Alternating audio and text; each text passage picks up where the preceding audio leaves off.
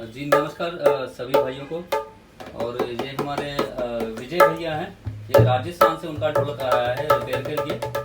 तो उन्होंने ये ढोलक का रखा था कि जब चैरी भैया आएंगे तो उनसे ये ढोलक का टोन चेक करवा कर जरूर भेजिएगा। तो आप ये सभी ढोलक का टोन सुनिए और बताइएगा आपको कैसा लगा।